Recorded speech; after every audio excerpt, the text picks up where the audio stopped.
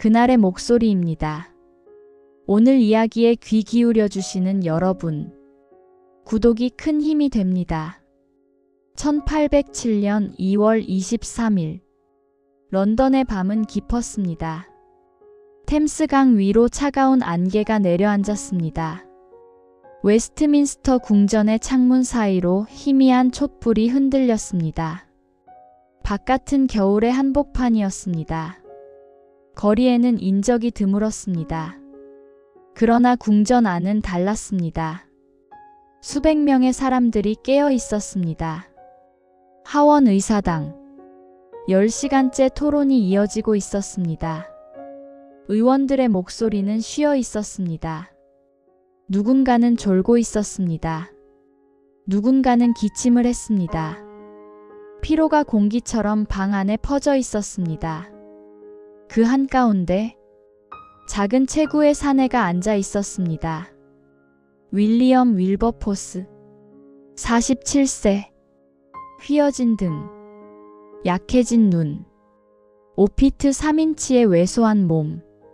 그러나 그 안에는 거대한 의지가 살아 있었습니다. 그는 고개를 숙이고 있었습니다. 두 손은 가만히 모여 있었습니다. 입술이 달싹였습니다. 아무도 듣지 못할 낮은 기도였습니다. 스무해였습니다.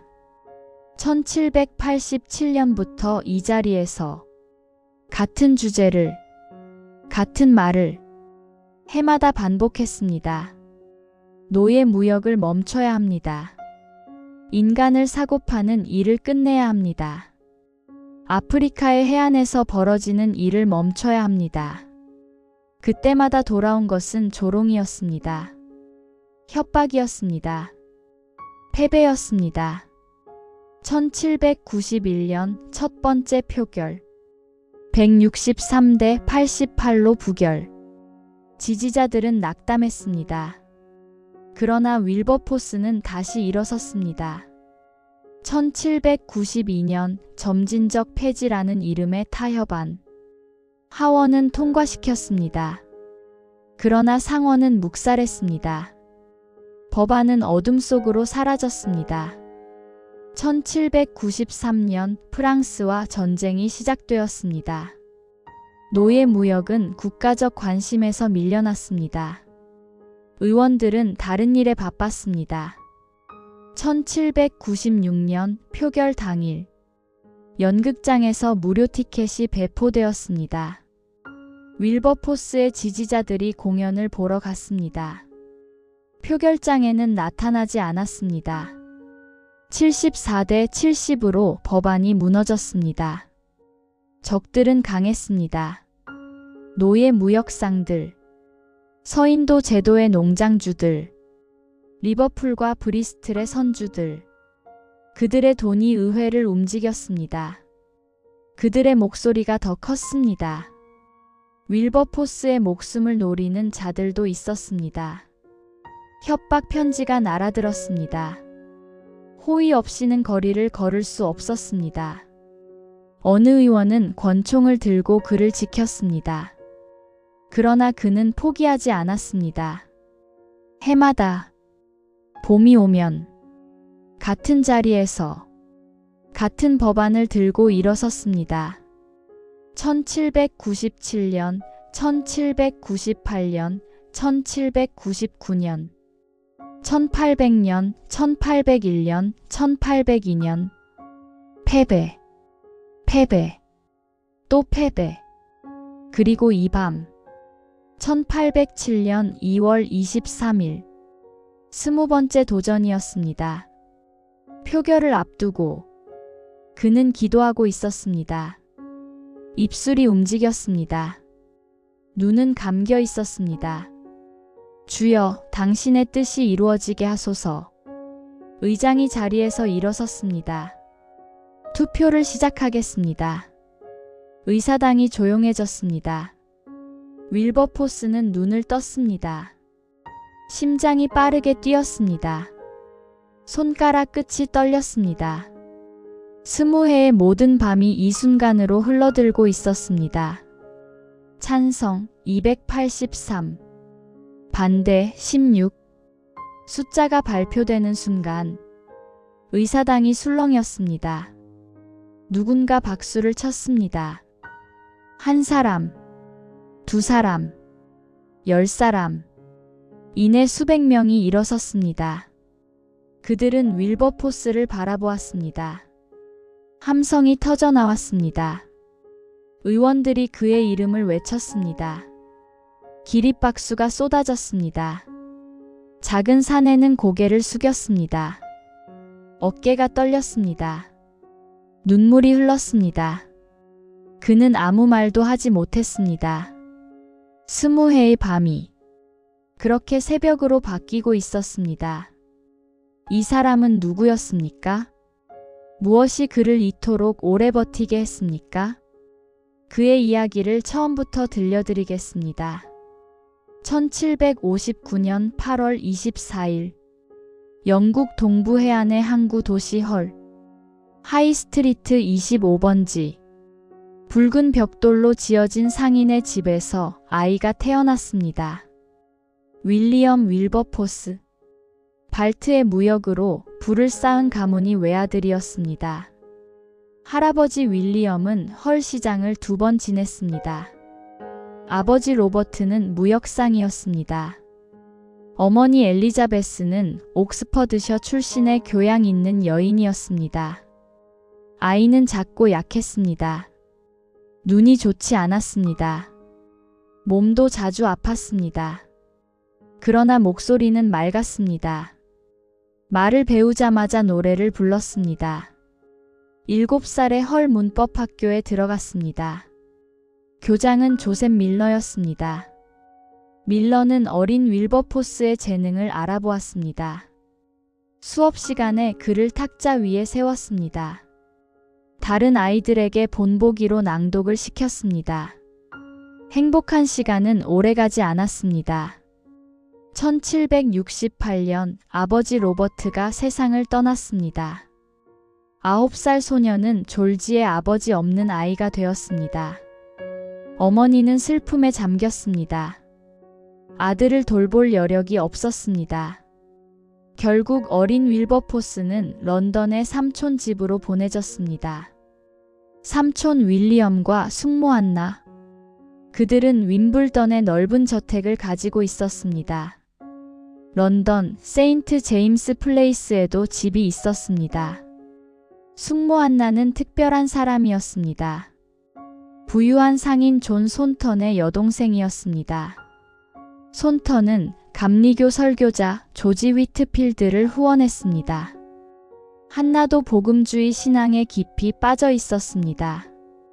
어린 윌버포스는 그 영향을 받았습니다. 휘트필드의 설교를 들었습니다. 존 뉴턴이라는 목사의 이름을 알게 되었습니다. 뉴턴은 한때 노예선 선장이었습니다. 회심 후 성공의 사제가 된 인물이었습니다. 소녀는 신앙에 끌렸습니다. 삼촌 집에서 보낸 시간이 행복했습니다. 그러나 헐에 남은 어머니는 걱정했습니다. 아들이 광신도가 될까 두려웠습니다. 할아버지도 같은 생각이었습니다. 빌리가 감리교도가 되면 한 푼도 주지 않겠다. 할아버지는 그렇게 말했습니다. 1771년 12살의 윌버포스는 헐로 돌아왔습니다.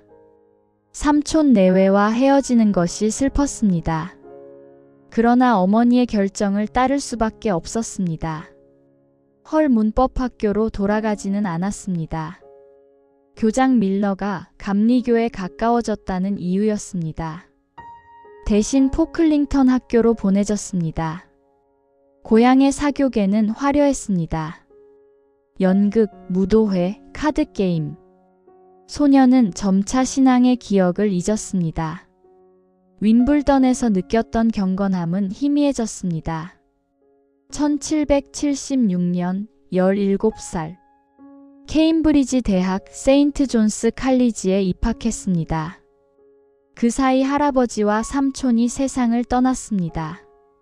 1774년에 할아버지가, 1777년에 삼촌이, 그들이 남긴 유산은 모두 윌버포스에게 돌아왔습니다. 그는 이미 부유한 청년이었습니다. 공부에 매달릴 필요가 없었습니다. 학위가 없어도 먹고 살 수 있었습니다. 케임브리지에서의 나날은 방탕했습니다. 늦은 밤까지 이어지는 술자리, 도박클럽의 단골 손님, 카드게임에서 돈을 잃기도 했습니다. 그러나 지나친 방탕은 싫어했습니다. 술에 완전히 취하는 일은 드물었습니다. 동료들의 극단적인 행동은 불쾌하게 여겼습니다. 이 시절 한 친구를 만났습니다. 윌리엄 피트. 훗날 영국 역사상 가장 젊은 총리가 될 인물이었습니다. 피트는 윌버포스와 달랐습니다. 진지했습니다. 공부에 열심이었습니다. 정치적 야망이 뚜렷했습니다. 두 청년은 서로에게 끌렸습니다. 함께 의회 방청석에 앉아 토론을 지켜보곤 했습니다. 밤새 정치와 철학을 논했습니다. 윌버포스는 재치 있는 말솜씨로 유명했습니다. 사람을 끄는 매력이 있었습니다. 무엇보다 노래를 잘 불렀습니다. 웨일스 왕세자가 말했습니다. 윌버포스의 노래를 듣기 위해서라면 어디든 가겠다. 마담 드 스탈은 그를 영국에서 가장 재치 있는 남자라고 불렀습니다. 1780년 9월 21살의 윌버포스는 결심했습니다. 정치에 뛰어들기로 헐 선거구에 출마했습니다. 8,000파운드가 넘는 선거 비용을 썼습니다. 당시 관례대로 유권자들에게 돈을 뿌렸습니다. 그리고 당선되었습니다. 영국 하원. 그는 독립의원으로 활동을 시작했습니다. 어느 당에도 속하지 않았습니다. 자신의 양심에 따라 투표하겠다고 선언했습니다. 1784년 25살 요크셔 선거구로 옮겼습니다. 영국에서 가장 영향력 있는 의석 중 하나였습니다. 피트는 이미 24세의 나이로 총리가 되어 있었습니다. 젊은 의원 윌버포스. 그의 앞에는 권력과 명예의 길이 열려 있었습니다.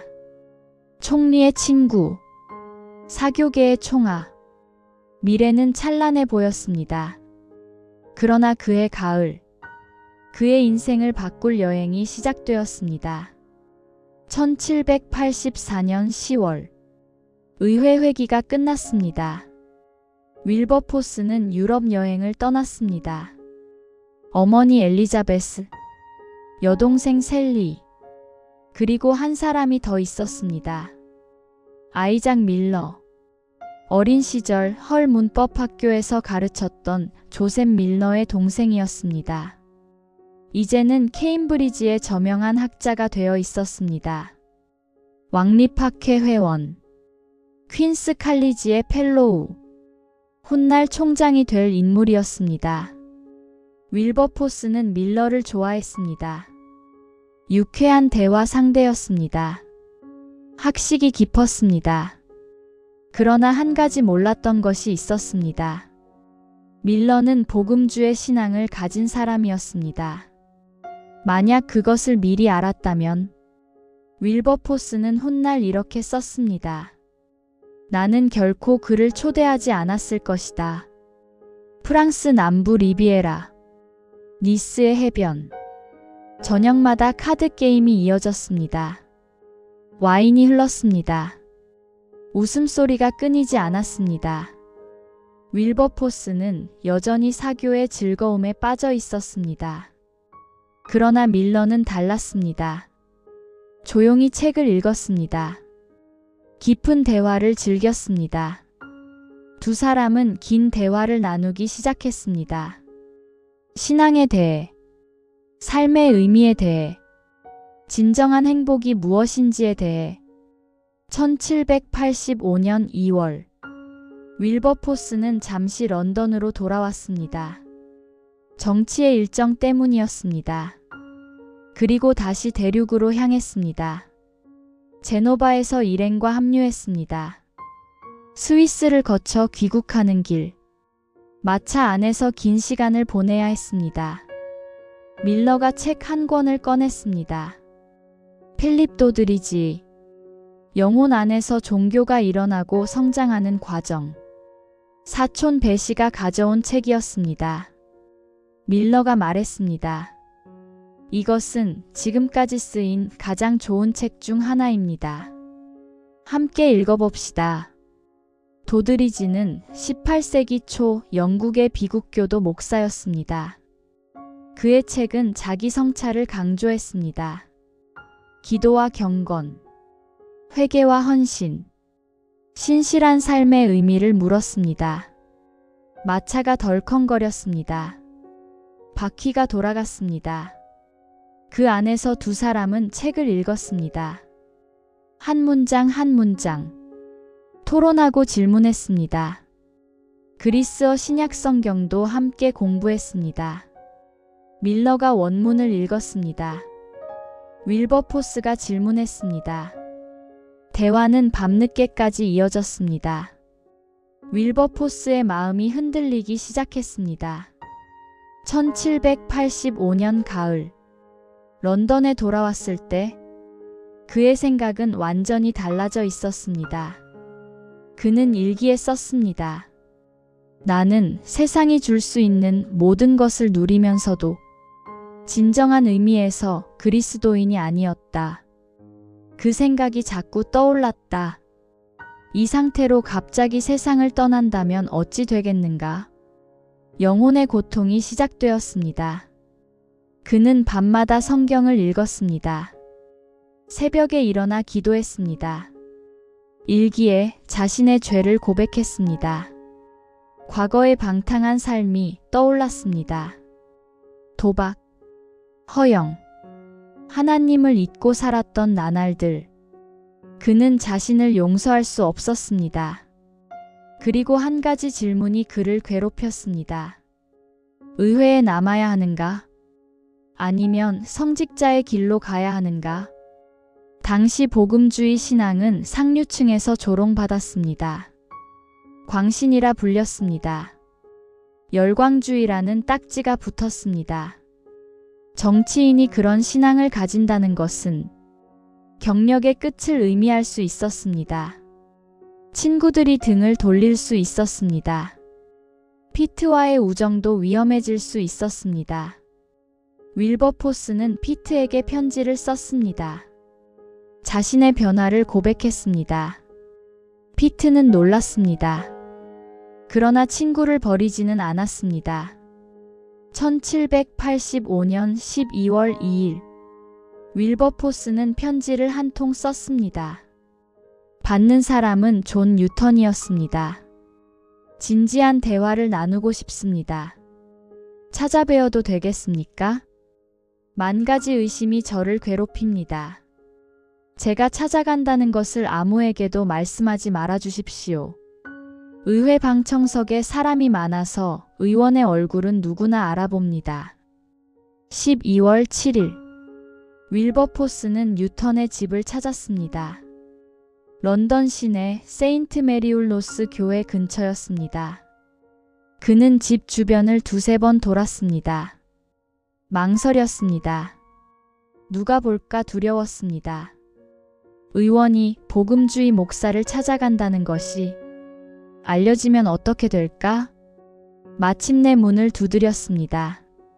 뉴턴은 60세의 노인이었습니다. 한때 노예선 선장이었습니다. 아프리카 해안에서 사람을 사고 팔았습니다. 폭풍우 속에서 죽음을 맞닥뜨린 뒤 회심했습니다. 이제는 회개한 죄인으로서 하나님의 은혜를 전하는 사람이 되어 있었습니다. 두 사람은 오래 이야기했습니다. 뉴턴이 말했습니다.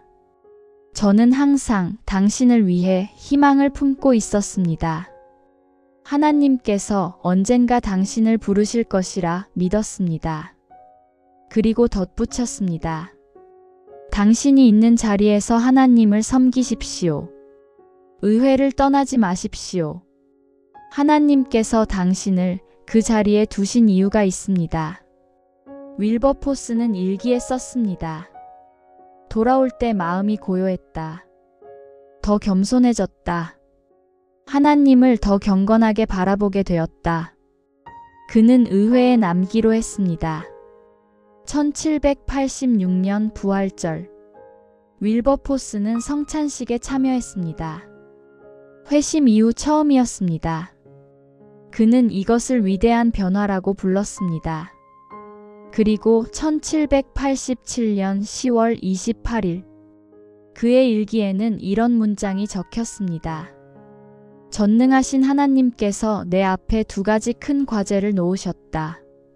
노예 무역의 폐지와 도덕의 개혁. 양심의 길이 시작되었습니다. 1787년 초 케임브리지 출신의 젊은 학자가 윌버포스를 찾아왔습니다. 토머스 클락슨, 27살이었습니다. 클락슨은 2년 전 케임브리지에서 라틴어 논문 경시 대회에 참가했습니다. 주제는 이것이었습니다. 타인의 의지에 반하여 그들을 노예로 삼는 것이 정당한가? 우승을 위해 자료를 모았습니다. 노예 무역에 대해 조사했습니다. 그리고 충격을 받았습니다.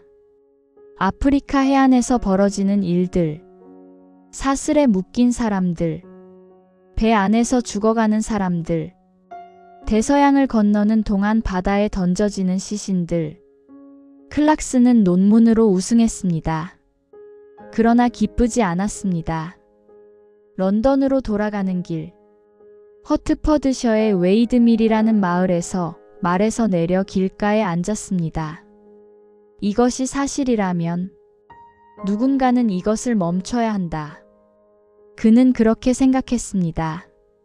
그리고 자신이 그 일을 하기로 결심했습니다. 클락슨은 논문을 영어로 번역해 출판했습니다. 폐지 운동가들을 만났습니다. 퀘이커 교도들, 그레빌 샤프. 그들은 이미 수십 년 동안 노예제에 반대해 왔습니다. 그러나 의회 안에 목소리를 낼 사람이 필요했습니다. 그들의 눈에 윌버포스가 들어왔습니다. 3월 13일 런던에서의 저녁 만찬. 베넷 랭턴이라는 신사가 주최했습니다. 클락슨, 윌버포스, 그레빌 샤프, 찰스 미들턴 경 부부, 화가 조슈아 레이놀즈 경. 여러 사람이 모였습니다.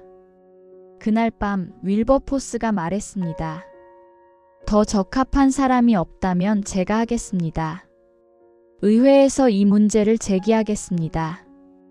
5월 12일 피트 총리의 켄트 저택 호루드하우스. 정원에 커다란 참나무가 서 있었습니다. 윌버포스, 피트, 윌리엄 그랜빌. 세 사람이 나무 아래 앉아 대화를 나눴습니다.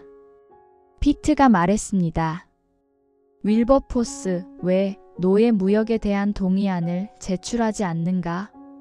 자네는 이미 증거를 충분히 모았네. 다른 누가 먼저 하기 전에 자네가 해야 하네. 윌버포스는 대답을 기록으로 남기지 않았습니다. 그러나 훗날 이렇게 말했습니다. 바로 그곳에서 결단을 내렸다고. 그 참나무는 훗날 윌버포스 오크라 불리게 됩니다. 역사적 결단이 내려진 장소로 기억되었습니다. 5월 22일 노예 무역 폐지 협회가 공식 출범했습니다. 퀘이커 교도 9명, 성공의 신자 3명, 12명의 창립위원이었습니다. 클락슨은 증거 수집에 나섰습니다. 런던, 브리스틀, 리버풀의 항구를 돌아다녔습니다. 노예선에 올랐습니다. 선원들을 인터뷰했습니다. 노예선 의사들의 증언을 모았습니다. 그는 2만 명이 넘는 선원을 인터뷰했습니다. 수백 척의 배에 올랐습니다. 3만 5천 마일을 여행했습니다. 수갑, 족쇄, 채찍, 입을 벌리는 도구 스페큘럼 오리스, 먹기를 거부하는 노예의 입을 강제로 벌리는 기구였습니다. 클락스는 이런 것들을 나무 상자에 담아 다녔습니다. 리버풀에서 그는 습격당했습니다. 당시 리버풀은 세계 최대의 노예 무역항이었습니다. 노예선 선주들의 돈이 도시를 지배했습니다. 부둣가에서 8, 9명의 선원들이 클락슨을 에워쌌습니다. 그를 부둣가 끝으로 밀었습니다. 바다에 빠뜨려 사고처럼 보이게 하려는 것이었습니다. 클락슨은 한 사람을 밀쳐 넘어뜨렸습니다. 얻어맞으면서도 달아났습니다. 간신히 목숨을 건졌습니다. 클락슨이 가져온 가장 강력한 증거, 노예선 브룩스호의 도면이었습니다. 1788년 의회는 노예선 조사를 명령했습니다. 리버풀의 정박한 배들이 측량되었습니다. 브룩스호도 그중 하나였습니다. 도면이 만들어졌습니다. 갑판 위에 빼곡히 누운 사람들의 모습, 남자들, 여자들, 아이들, 한 사람당 허용된 공간, 길이 6피트, 너비 1피트 4인치, 누우면 옆으로 돌아눕기도 힘든 공간이었습니다. 법적으로 허용된 인원은 454명이었습니다. 그러나 실제로는 600명 이상을 태우기도 했습니다. 그 그림은 영국 전역에 퍼졌습니다. 신문에, 팸플릿에, 커피하우스 벽에 많은 사람들이 처음으로 노예선의 실상을 눈으로 보았습니다. 클락슨은 훗날 이렇게 썼습니다. 이 그림은 본 모든 사람에게 즉각적인 공포를 불러일으켰습니다. 그 그림은 널리 퍼졌습니다. 상처받은 아프리카인들의 대의에 힘을 보탰습니다. 1788년 1월, 윌버포스는 병에 걸렸습니다. 궤양성 대장염으로 추정되는 증상이었습니다. 의사들은 2주를 넘기기 어렵다고 했습니다. 몇 달 동안 자리에 누워 있어야 했습니다. 피트가 대신 나섰습니다. 의회 조사위원회가 구성되었습니다. 100건이 넘는 청원서가 의회에 제출되었습니다. 1789년 5월 12일, 건강을 회복한 윌버포스가 의회 연단에 섰습니다. 3시간 반에 걸친 연설이 시작되었습니다. 그는 12개의 결의안을 제출했습니다. 노예 무역을 규탄하는 내용이었습니다. 그는 말했습니다. 우리는 더 이상 모른다고 할 수 없습니다. 이 무역의 본질이 우리 앞에 놓여 있습니다. 외면할 수 없습니다. 발로 찰 수는 있어도 돌아서서 피할 수는 없습니다. 그는 상대를 직접 공격하지 않았습니다. 대신 양심에 호소했습니다. 중간 항로의 참상을 묘사했습니다. 배 안에서 죽어가는 사람들, 사슬에 묶인 채 병에 걸리는 사람들. 연설은 찬사를 받았습니다. 신문들은 의회 역사상 가장 웅변적인 연설 중 하나라고 썼습니다. 그러나 표결은 다음 회기로 미뤄졌습니다. 1791년 4월, 첫 번째 공식 표결이 열렸습니다. 163대 88. 대패였습니다. 윌버포스는 좌절하지 않았습니다. 매년 봄, 같은 법안을 다시 제출했습니다. 1792년, 1793년, 1794년. 프랑스 혁명이 일어났습니다. 전쟁이 시작되었습니다. 폐지는 국가적 관심에서 밀려났습니다. 1795년, 1796년, 1797년. 패배가 이어졌습니다. 그러나 클래펌의 집들에서는 작은 불씨가 꺼지지 않았습니다. 1792년, 윌버포스는 런던 남쪽의 작은 마을로 이사했습니다. 클래펌. 당시에는 런던에서 3마일 떨어진 한적한 시골이었습니다. 사촌 헨리 손턴이 그곳에 살고 있었습니다.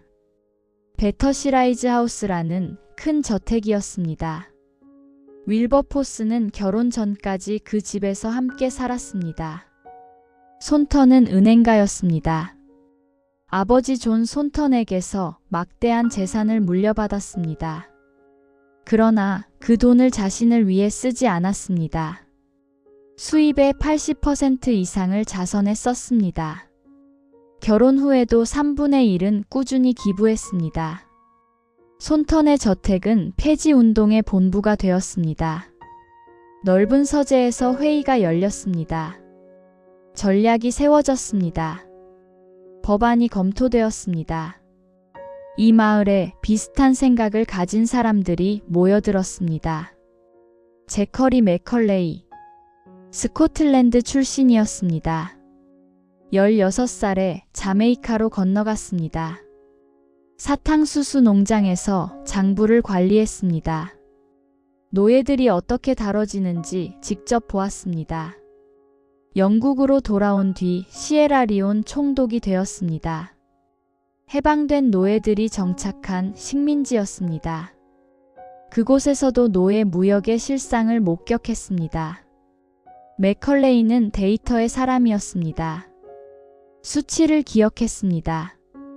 문서를 정리했습니다. 누군가 노예 무역에 대해 무언가 알고 싶으면 사람들은 이렇게 말했습니다. 맥컬레이를 뒤져보라. 제임스 스티븐, 법률가였습니다. 서인도 제도에서 변호사로 일했습니다. 노예 재판을 지켜보았습니다. 그 참상에 분노했습니다. 영국으로 돌아와 윌버포스를 찾았습니다. 훗날 윌버포스의 여동생과 결혼했습니다. 그는 법률 문서를 작성했습니다. 법안의 허점을 찾아냈습니다. 1806년의 전략적 법안도 그의 아이디어였습니다. 그레빌 샤프, 가장 오래된 폐지 운동가 중 한 명이었습니다. 1772년 서머셋 사건에서 승리했습니다. 영국 본토에서 노예제를 인정하지 않는 판결이었습니다. 노예 무역 폐지 협회의 초대 의장이기도 했습니다. 한나 모어, 작가이자 교육자였습니다. 런던 사교계에서 유명한 인물이었습니다. 극작가로 성공했습니다. 그러나 신앙을 받아들인 뒤 삶이 바뀌었습니다. 서머셋 지방에 학교를 세웠습니다. 가난한 아이들을 가르쳤습니다. 팸플릿과 노래를 썼습니다. 대중의 마음을 움직이는 글이었습니다. 존 벤, 클래펌 교회의 목사였습니다. 홀리 트리니티 교회, 1792년부터 이 공동체의 영적 지도자였습니다. 그의 아버지 헨리 벤도 유명한 복음주의 목사였습니다. 이 사람들이 모였습니다. 매주 손턴의 서재에서 함께 기도했습니다. 성경을 읽었습니다. 전략을 세웠습니다. 사람들은 그들을 성인들이라 불렀습니다. 조롱 섞인 별명이었습니다. 훗날 클래펌파 또는 클래펌 분파라는 이름이 붙었습니다. 그러나 그들은 분파가 아니었습니다. 정식 조직도 아니었습니다. 회원 명부도 없었습니다. 그저 같은 신앙, 같은 목표, 같은 마을에 사는 사람들이었습니다. 역할이 나뉘었습니다. 윌버포스는 의회에서 연설했습니다. 클락스는 전국을 돌며 증거를 모았습니다. 맥컬레이는 데이터를 정리했습니다. 손턴은 자금을 댔습니다. 스티브는 법률 문서를 작성했습니다. 모어는 대중의 마음을 움직이는 글을 썼습니다. 벤은 기도로 그들을 이끌었습니다. 그들은 청원운동을 조직했습니다. 1792년 수십만 명이 서명한 청원서가 의회에 제출되었습니다. 맨체스터에서만 1만 1,000명이 서명했습니다. 도시 인구의 5분의 1에 해당했습니다. 설탕 불매 운동이 시작되었습니다. 서인도 제도 농장에서 생산된 설탕, 노예의 노동으로 만들어진 것이었습니다. 30만 명이 그 설탕을 사지 않겠다고 선언했습니다. 여성들이 주도했습니다. 당시 여성에게는 투표권이 없었습니다. 의회의 목소리를 낼 수 없었습니다. 그러나 경제적 행동으로 의사를 표현할 수 있었습니다. 가정의 구매를 결정하는 것은 여성이었습니다. 일부 상점은 자유노동 설탕을 팔기 시작했습니다. 인도에서 수입한 설탕이었습니다. 노예의 노동으로 만들어지지 않은 설탕. 웨지우드 도자기 공장의 창립자 조사이어 웨지우드. 그도 폐지 운동에 참여했습니다. 도자기 메달을 만들었습니다. 무릎 꿇은 노예의 모습. 그 아래 글귀가 새겨져 있었습니다. 나는 인간이자 형제가 아닙니까? 이 메달은 영국 전역에 퍼졌습니다. 여성들은 브로치로 달았습니다. 머리핀으로 꽂았습니다. 긴 세월이 흘렀습니다. 패배가 이어졌습니다. 그러나 그들은 포기하지 않았습니다. 1806년 피트가 세상을 떠났습니다. 46세였습니다. 나폴레옹 전쟁이 한창이던 때였습니다. 윌버포스는 가장 오래된 친구를 잃었습니다. 1806년 새 정부가 들어섰습니다. 그랜빌경이 총리가 되었습니다. 젊은 시절 참나무 아래에서 함께했던 그 사람이었습니다. 그는 폐지를 지지했습니다. 제임스 스티븐의 전략이 빛을 발했습니다. 먼저 외국 노예 무역 금지법을 통과시켰습니다. 영국 선박이 외국 식민지에 노예를 공급하는 것을 금지하는 법이었습니다. 노예 무역의 3분의 2가 여기에 해당했습니다. 이 법안은 조용히 통과되었습니다. 반대파들이 그 의미를 깨달았을 때는 이미 늦었습니다. 1807년 1월 노예 무역 완전 폐지법이 상원에 제출되었습니다. 그랜빌 총리가 직접 이끌었습니다. 상원에서 100대 34로 통과했습니다. 2월 10일 하원으로 넘어왔습니다. 2월 23일 최종 표결이 열렸습니다. 10시간의 토론 끝에 283대 16 의원들이 일어섰습니다. 윌버포스를 향해 박수를 보냈습니다.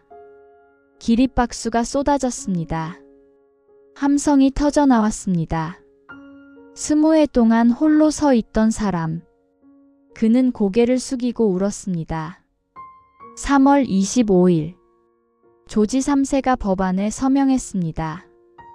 1807년 5월 1일부터 영국 제국에서 노예 무역이 금지되었습니다.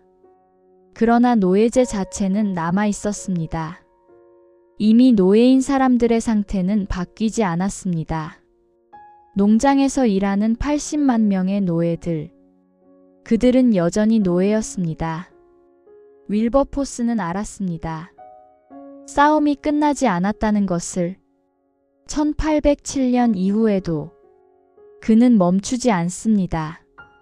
바다는 조용해 보입니다. 하지만 그 안은 들끓습니다. 금지는 시작이었고 끝은 아니었습니다. 불법 무역은 남았습니다. 배는 다른 깃발을 달았습니다. 영국 해군은 바다를 누빕니다. 대서양을 오래 순찰합니다. 노예선을 납포합니다. 쇠사슬이 갑판에 남습니다. 그는 의회 밖에서도 압박을 멈추지 않습니다. 1814년과 1815년 유럽의 회의가 이어집니다. 그는 런던에서 편지를 씁니다. 청원을 모으고 설득합니다. 모든 나라가 바뀌진 않습니다. 완전한 승리는 늦어집니다. 시간이 길어질수록 몸은 먼저 무너집니다. 척추가 더 휘어집니다. 통증이 깊어집니다. 그는 지지대를 짚습니다. 걸음이 짧아집니다. 눈도 흐려집니다. 글자가 멀어집니다. 그래도 그는 읽습니다. 그래도 그는 씁니다. 방 한켠에 서류가 쌓입니다. 잉크 냄새가 남습니다. 1821년. 그는 조용히 손을 넘깁니다.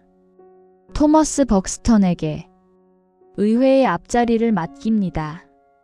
앞에 설 사람은 바뀌어도 목표는 바뀌지 않습니다. 1823년. 새 단체가 세워집니다. 영국령 전역의 노예제를 끝내려는 조직입니다. 그는 전면에 서지 않습니다. 대신 옆에 섭니다. 부회장으로 이름을 올립니다. 뒤에서 버팀목이 됩니다. 그 무렵 그는 자주 아이들의 웃음을 듣습니다. 내 아들과 두 딸. 그는 가정을 사랑합니다. 큰일을 품은 사람도. 식탁 앞에 선 아버지입니다. 1825년. 그는 의회를 떠납니다. 그는 65세 무렵입니다. 몸이 한계에 닿습니다. 하지만 마음은 은퇴하지 않습니다. 머릿속은 계속 달립니다. 그리고 1833년 여름.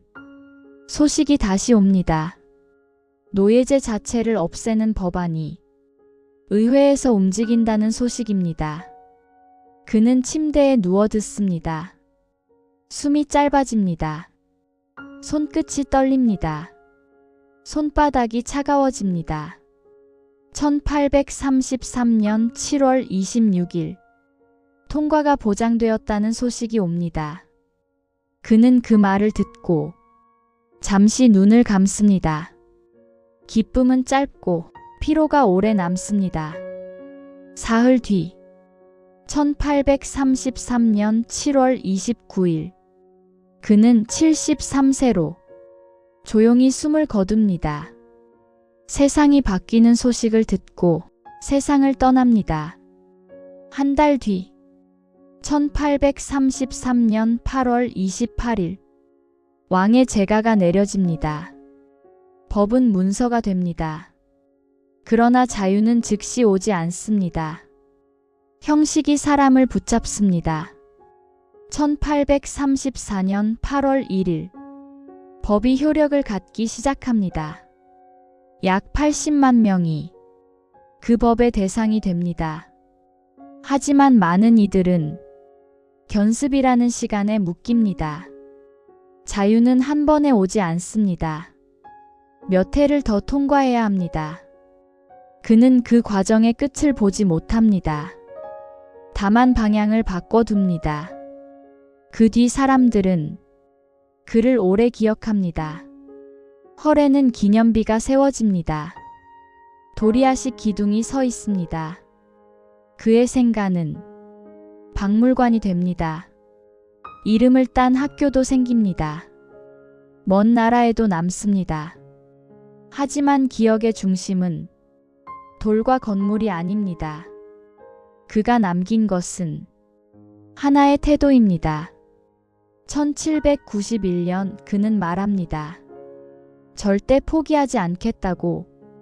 20해가 걸려도 멈추지 않겠다고. 그는 혼자가 아니었습니다. 클락슨이 있었습니다. 손턴이 있었습니다. 수많은 서명자가 있었습니다. 설탕을 사지 않은 사람들이 묵묵히 함께했습니다. 그래서 질문이 남습니다. 오늘 우리에게도 남습니다. 우리는 무엇을 외면하고 있나요? 우리는 무엇을 알고도 넘기나요? 조용히, 아주 조용히. 지금 내 손은 어디를 향하나요? 그날의 목소리였습니다. 오늘도 들어주셔서 감사합니다. 구독은 이 이야기들이 계속되는 힘이 됩니다.